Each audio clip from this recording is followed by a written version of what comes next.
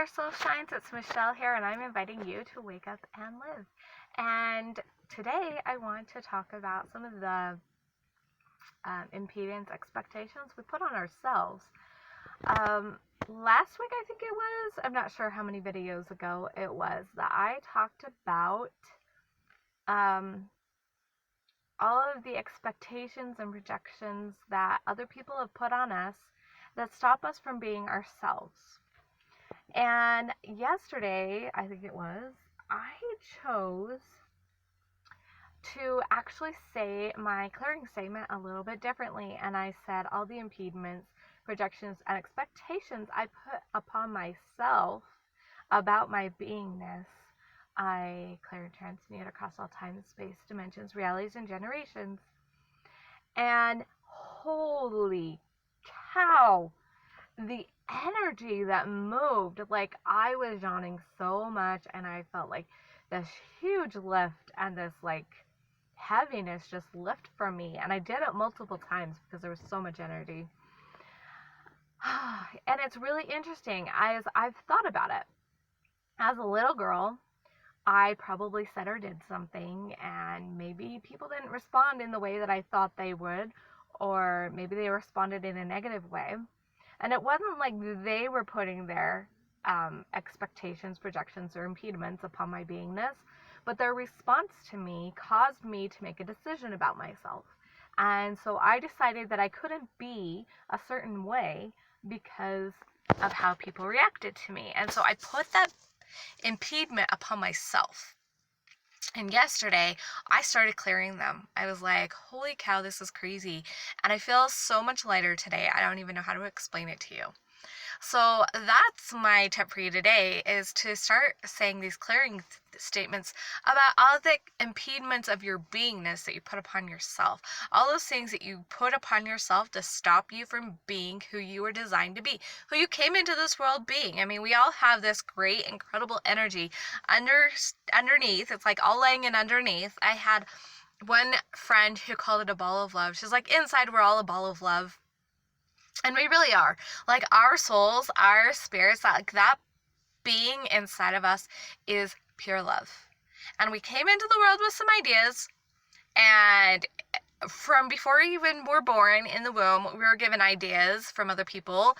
We inherited ideas that came with our bodies.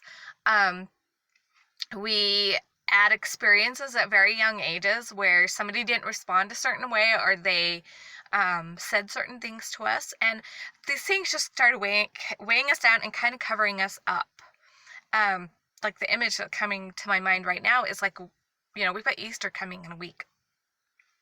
And a lot of us are going to take Easter eggs and we are going to paint things on the outside of them. We're going to take this beautiful egg and decorate it as something else. Now, there's nothing wrong with that. I think that's actually a really fun tradition. But you can kind of think about that as like, this is what we did. We came in with this beautiful white little egg and we got painted all over it.